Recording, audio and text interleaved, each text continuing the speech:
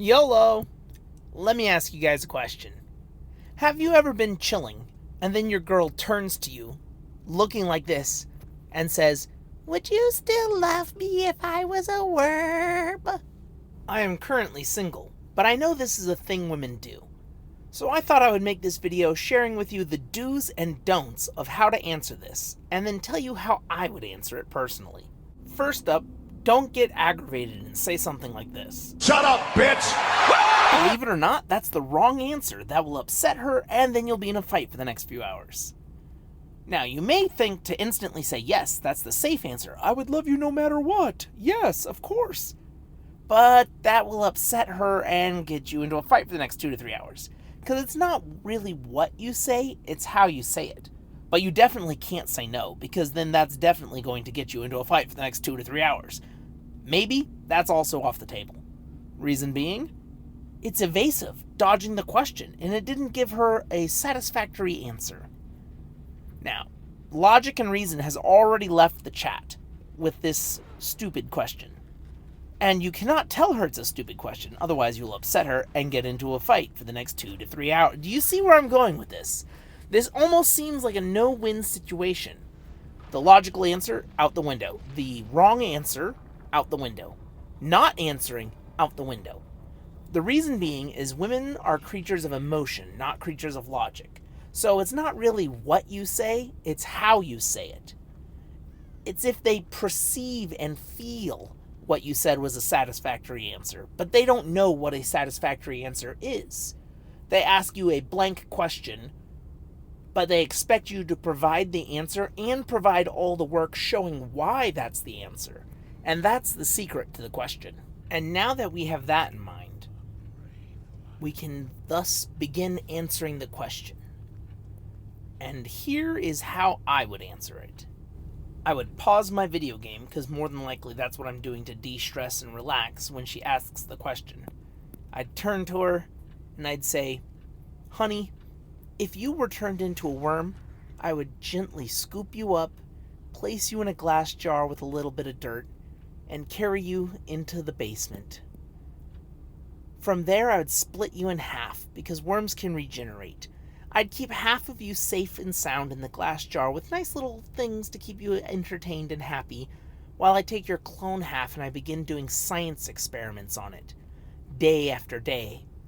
Clone after clone. Experiment after experiment. Failure after failure after failure. Chopping you in half, cloning it, growing it, chopping, cloning, growing. Every single experiment, every single death brings me one step closer to bringing you back. Because a door once opened can be walked through in either direction. So if you could turn into a worm, then the worm could turn back into you. I would sacrifice thousands of clones to bring you back. It doesn't matter if it takes weeks or months. And once I finally successfully turn one of your clones back, I would not immediately turn you back. Because what if, in the scientific process of regenerating this clone worm into you, it develops some kind of incurable disease like consumption or rickets or lupus? I would never wish that on you, my dear. No, instead I would keep the clone under close observation. Check to see if it has any memories. See if it knows the things you know, if it's really you or if it's just an empty shell. Because without your heart and soul, it would be worthless. I would probably keep an eye on this clone for about a year, living with it, treating it almost as if it was you, but never really loving it like I would love you. And then once I'm absolutely sure that the clone is never going to melt and die, I would then go back down to the basement where I have you kept in your sweet little jar, and I would do the same experiment over again to turn you back into yourself. And now, we have the problem. There's you, but then there's the clone of you. The clone I've spent the last year living with, going out on dates with, making new memories with. And then there's the original you. The you that, in the name of love, I slashed and sliced up and down, left, right, almost torturously. And this is all in the hopes that you wouldn't remember or feel any of it as a worm. So what do? There's now a human body. We can't just kill the clone and get rid of her. And also, I've started to grow feelings for the human clone. So now I have to choose between my one true love or an imitation of love that I've grown to know. It's almost an impossible situation you put me in, but I would choose you every time, as we take the clone into the woods and bury her to become worm food.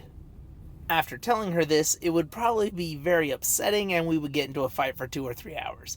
Honestly, you can't win with questions like this. Even if you make up the most macabre, dark romance idea that you possibly have into a story, they're still going to find something wrong with it. It's like, oh, so you were able to fall in love with a clone. It's like, well, there goes that theory. But what you could do is tell a different story. A more wholesome, sweet, less macabre, torturous story. For the girls who aren't on the emo or the goth side, more of your sunshine sundresses kind of girls would like this story. You look at her and you tell her, if you were a worm, I'd scoop you up and put you in a glass mason jar, and I'd keep you safe. Then the first thing I'd do the next day is go buy a big terrarium. That way you have all the room to maneuver around and explore and express yourself while I start reading and trying to figure out how to turn you back into a woman. And if for some reason I can't turn you back into a woman, I'd find a way to turn myself into a worm. That way we could be together forever. Now, if that doesn't work, you could go with a third option, where she asks you if you'd still love her if she was a worm. And you look at her and say, would you still love me if I was a bird and you were a worm? Or would you be afraid of me and think me a ravenous monster and hide? Now you've taken the dumb scenario and you've turned it. You've made it more of a Beauty and the Beast, a forbidden love, a one thing that I could never have situation. But she might get upset at you still for avoiding her question, and you end up in an argument for the next 2 to 3 hours. It's very tricky. It's almost a certain level of riz you have to already have pre-downloaded to pull off that strategy. But in short, let's see what we've learned. Answering honestly, bad. Answering dishonestly, bad. Saying yes, bad. Saying no, bad. Saying maybe, bad. Avoiding the question, bad. Getting frustrated, very bad. Telling a romantic story, possibly bad. She might not like parts of it. Telling a dark, twisted romance, depending on the girl, also bad. There seems to be no silver lining. You can't even try and do playful banter, a little witty, turn it on her, and now you have a little back and forth, because that could be bad as well. In short, yeah, there's no winning with this stuff. Hopefully, you guys' girlfriends don't do anything like this. And if my future girlfriend ever watches this video, this is my answer to the question. Hopefully it wasn't bad. Hopefully you don't get mad at me for the next 2 to 3 hours. But thank you guys for watching.